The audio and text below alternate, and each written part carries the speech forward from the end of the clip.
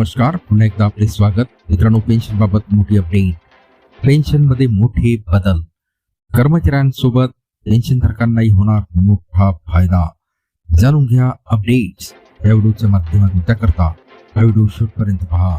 चॅनलला आपण अजूनपर्यंत सबस्क्राईब करणं असेल तर नवनवीन अपडेट मिळवण्याकरता आपल्या चॅनलला सबस्क्राईब करून समोरील बेल आयकॉनला क्लिक करा आणि ही मोठी बातमी आपल्या मित्र व परिवाराला सुद्धा शेअर करायला विसरू नका. तर मित्रांनो, केंद्र सरकारच्या 8व्या वेतन आयोगाच्या पार्श्वभूमीवर सरकारी कर्मचाऱ्यांच्या पेन्शन व्यवस्थेत मोठे बदल होण्याची शक्यता निर्माण झाली आहे.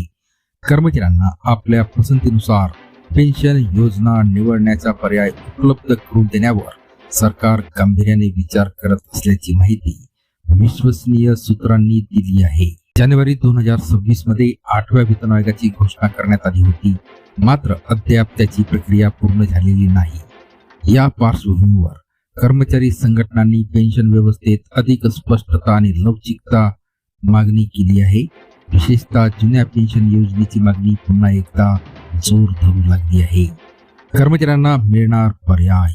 मित्रांनो, कर्मचारी संघटनांचे म्हणणे आहे की पेन्शन व्यवस्था अधिक लवचिक असावी आणि प्रत्येक कर्मचाऱ्याला त्याच्या गरजेनुसार आणि आर्थिक नियोजनानुसार पेन्शन योजना निवडण्याचा अधिकार मिळावा. सध्या 1 जानेवारी 2024 नंतर नियुक्त झालेल्या केंद्रीय कर्मचाऱ्यांना नॅशनल पेन्शन सिस्टम म्हणजे NPS अंतर्गत पेन्शन दिली जाते. ही योजना पूर्णपणे योगदानावर आधारित असून बाजारातील परताव्यावर अवलंबून आहे. मात्र NPS मध्ये बाजारातील जोखीम असल्याने अनेक कर्मचारी जुन्या पेन्शन योजनेकडे म्हणजे OPS कडे परत जाण्याची मागणी करत आहे. OPS अंतर्गत निवृत्तीनंतर निश्चित पेन्शन मिळते आणि ती बाजारातील चढ उतारावर अवलंबून नसते. सरकारची भूमिका काय?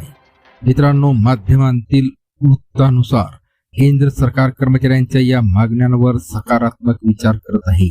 पेन्शन व्यवस्थेत जास्त लवचिकता आणण्यासाठी विविध पर्यायावर चर्चा सुरू आहे. सूत्रांनुसार पुढील 2 ते 4 महिन्यात यासंबंधी एक ठोस प्रस्ताव मंत्रिमंडळासमोर येऊ शकतो, पण सरकारकडून अद्याप कोणतीही अधिकृत घोषणा करण्यात आलेली नाही. कर्मचाऱ्यांचे नेमके म्हणणे काय आहे पहा मित्रांनो. केंद्रीय कर्मचारी संघटनांचे प्रतिनिधी म्हणतात, आम्हाला केवळ वेतनवाढ हवी नाही तर निवृत्तीचे सुरक्षित भविष्य हवे आहे.